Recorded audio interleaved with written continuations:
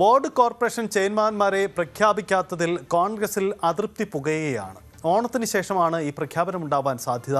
ഘടകകക്ഷികളുമായുള്ള സമവായ ചർച്ചകളും ഉടൻ പൂർത്തിയാക്കും. തർക്കങ്ങളുടെ പേരിൽ അധ്യക്ഷന്മാരെ പ്രഖ്യാപിക്കുന്നത് നീട്ടിവെക്കാനാവില്ലെന്ന നിലപാടിലാണ് മുഖ്യമന്ത്രി. പദവികൾ ലക്ഷ്യമിട്ട് മുതിർന്ന നേതാക്കളും രംഗത്തുണ്ട്. അരുൺ തുടരുന്നുണ്ട്. അരുൺ, കോൺഗ്രസിലെ ഈ തർക്കം ഇത് നീണ്ടുപോവുകയാണ്. പ്രത്യേകിച്ച് ഘടകകക്ഷികൾക്കും വലിയ സമ്മർദ്ദമുണ്ടല്ലോ. ആരൊക്കെ ഏതൊക്കെ സ്ഥാനം ലക്ഷ്യമിട്ടുകൊണ്ടാണ് ഈ നീക്കം? പ്രത്യേകിച്ച് എം.കെ. മുനീർ, പി.ജെ. ജോസഫ് പോലെയുള്ള മുതിർന്ന നേതാക്കളെ ക്യാബിനറ്റ് റാങ്കിൽ ഉൾപ്പെടുത്തണമെന്ന ആവശ്യമുണ്ട്. മാണി സി കാപ്പന് ലക്ഷ്യം ക്യാബിനറ്റ് റാങ്കാണ്. പ്രധാന പദവികളും ലക്ഷ്യവും നീക്കവും അതെങ്ങനെയാണ്?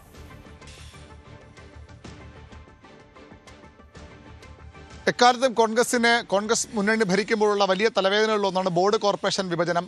പലപ്പോഴും അത് പലതും പൂർത്തിയാക്കാതെ വർഷങ്ങളോളം നീണ്ടുപോയ ചരിത്രവുമുണ്ട്. ഇപ്പോൾ ഏതായാലും അങ്ങനെ 3 മാസത്തോളമാകുന്നു സംസ്ഥാന സർക്കാർ അധികാരത്തിലെത്തിയിട്ട്. അങ്ങനെ നീണ്ടുപോകാനാകില്ല നിലപാട് മുഖ്യമന്ത്രിക്കുണ്ട്. മുഖ്യമന്ത്രി നിലപാടെടുക്കുമ്പോഴും നിരവധി കാര്യങ്ങളിൽ സമവായം ഉണ്ടാകണം. അതാണ് പ്രധാന പ്രതിസന്ധി. ആദ്യം മുന്നണിയിൽ ഇത് വിഭജിക്കണം.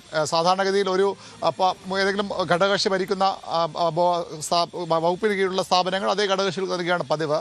അങ്ങനെ ഘടകകക്ഷികളുടെ മാറ്റങ്ങൾ, അത്തരത്തിൽ വിഭജനം നടത്തേണ്ടതുണ്ട്. ഘടകകക്ഷികൾക്ക് ഏതൊക്കെ സ്ഥാനങ്ങൾ നൽകണമെന്ന കാര്യത്തിൽ തീരുമാനമുണ്ടാകേണ്ടതുണ്ട്. അതുപോലെ തന്നെയാണ് പാർട്ടിക്കുള്ളിലെ പ്രശ്നങ്ങളും. കോൺഗ്രസിലും നമുക്കറിയാം മന്ത്രിസ്ഥാനം വീതം വെച്ച തൊട്ടുള്ള പ്രശ്നങ്ങൾ ഇപ്പോഴും പരിഹരിക്കപ്പെട്ടിട്ടില്ല. ചിലയിടങ്ങളിൽ ഇനിയും മന്ത്രിമാരുടെ പേഴ്സണൽ സ്റ്റാഫ് നിയമനം നടക്കാനുണ്ട്.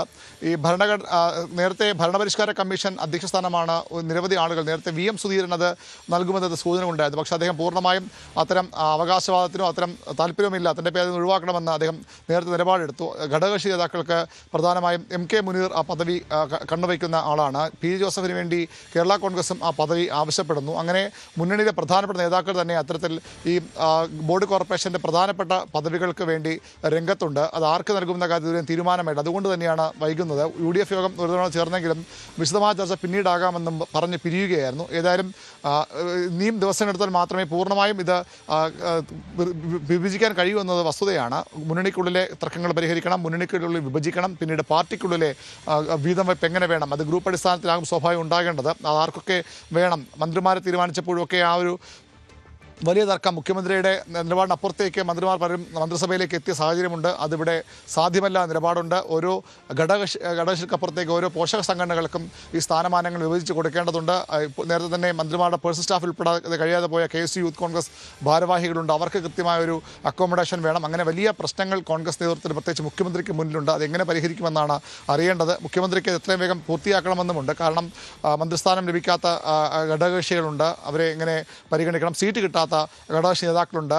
ഡൽഹിയിലെ പ്രതിനിധിയെ നേരത്തെ KV തോമസ് നിയോഗിച്ചിരുന്നു. അതുപോലെ അത്തരം സ്ഥാനങ്ങൾ ആഗ്രഹിക്കുന്നവരുണ്ട്.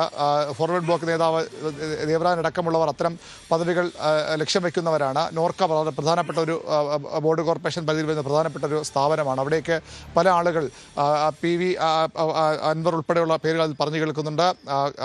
മാണി സി കാപ്പൻ അവിടേക്ക് പരിഗണിക്കപ്പെടും. നേരത്തെ മന്ത്രിസ്ഥാനത്ത് നിന്ന് ആദ്യ ടൈമിൽ മാറ്റി നിർത്തപ്പെടുകയാണ്. പിന്നീട് ഒരു ടൈം ഉണ്ടാകുമോ എന്ന കാര്യത്തിൽ സംശയമുണ്ട്.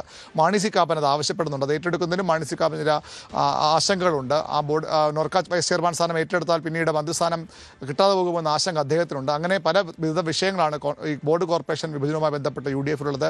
വൈകാതെ പൂർത്തിയാക്കുമെന്ന് മുഖ്യമന്ത്രി പറയുമ്പോഴും അത്ര എളുപ്പമല്ല കോൺഗ്രസിൽ UDF-ൽ കാര്യങ്ങൾ. സജിത്ത്, അതാണ് സാഹചര്യം. എന്തായാലും ഈ ഘടകകക്ഷികൾക്കിടയിൽ ധാരണയുണ്ടാകുക എന്നത് വെല്ലുവിളി ഉണ്ടാക്കുന്ന കാര്യമാണ്. പക്ഷേ കോൺഗ്രസിനെ സംബന്ധിച്ച് വലിയ ഭൂരിപക്ഷത്തിലുള്ള ഒരു സർക്കാരാണ്. അതുകൊണ്ട് തന്നെ കോൺഗ്രസിന് വലിയ സ്വാധീനം, ആ തരത്തിൽ വലിയ സമ്മർദ്ദങ്ങൾക്കൊന്നും വഴങ്ങി കൊടുക്കേണ്ടതില്ല എന്നൊരു പ്രത്യേകത കൂടിയുണ്ട്. കൂടുതൽ വാർത്തകൾക്ക് News 18 കേരളം YouTube ചാനൽ സബ്സ്ക്രൈബ് ചെയ്യുക.